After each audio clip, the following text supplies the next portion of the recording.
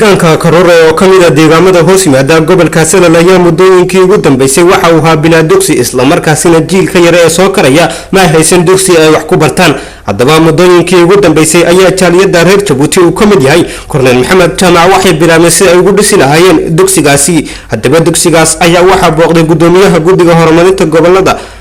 سيلا عيو لغاية محمد موسى بعل بوخبوني إساقو رهو مهنقاي كورنيل محمد جامع عيو جالية رير جبوتي سيدا وين اي دعانتا وهايان نوكسيغاني ديغانكا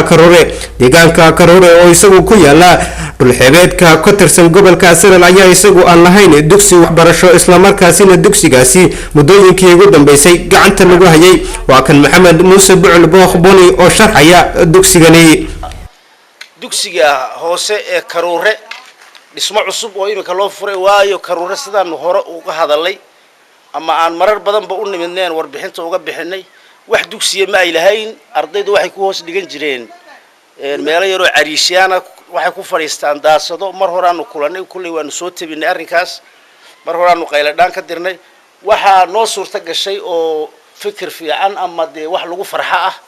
jaaliyada reer Jabuuti oo isku xilqaantay in ay 4 fasal shan fasal iyo xafiiskii iyo meeshii stoorka ahayd ay oo iskoolka dugsiga hoose ee Karure oo aad imika sawirkiisa iyo muuqaalkiisa dhismihiisa inuu socdo arkiisiin iyaga ayaana maalgelintiisa isku xilqaamay dhismihiisina waa socda haddeed waa iska dhow yahay insha Allah cidii kale wax ka geysanaysa ama gargaarkiisa wax ka geysanaysa haday tahay goobtii caafimaadka wali iyaduna ayna noo suurta gelin oo laftigooda reer Jabuuti sheegeen inay jaaliyadaasi iska kaashan doonaan inay isku day doonaan dhisaan cidii kale iskoolkaasi kullay dhismo uun maahine qalabayntiisii buu u baahan yahay imikadan tabarucaad kale uu iskaga baahan yahay waxa kale oo muuqda xitaa in ay u baahan tahay in maxaan ku yiraahdaa meeshii kantiinka ahaa cuntada kale ay ku jirto cidii kale ee gargaar ka soo geysan kartaayna way u furan tahay وانا wax lagu farxo aad baan ugu mahadnaqaynaa insha Allah dhamaadkiisana kullay dhamaadkiisana wixii aan ka geysan karnay wixii fikra waan isku dayeynaa dadka qurba jooga iyo cidii kale ee danaynaysa horumarka deegaankoogana waxaan ka codsanaynaa in ay fikrada iyo fikra ka badan iyo baahi badan deegaanka way taalaay ay ka soo qayb galaan waayo tuulada Karure waa tuulooyinka ugu dambeeya dadka xitaa waxa jira xitaa maxaan ku yiraahday tahay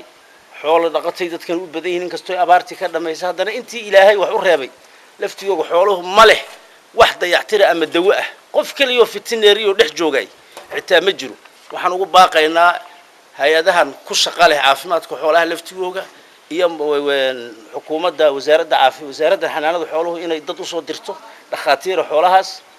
cidii kale ee wax ka geysanaysaana diirayada iyo deegaanka maanta Karure aanu ku soo booqanay intaasanu ka dareensanahay waana mahadsantiin si kastaba ha ahaatee muddooyinkii ugu dambeysay ayaa deegaankaasi waxaa ku soo badanayay dadyoga reer miyiga iyagoona dugsigan maanta loo faray wax weyn ka kari doono baahiyii asaasigii ee dhinaca waxbarasho. Xuseen Maxamed Cabdilaahi wararka Shimila News magaalada Sayla.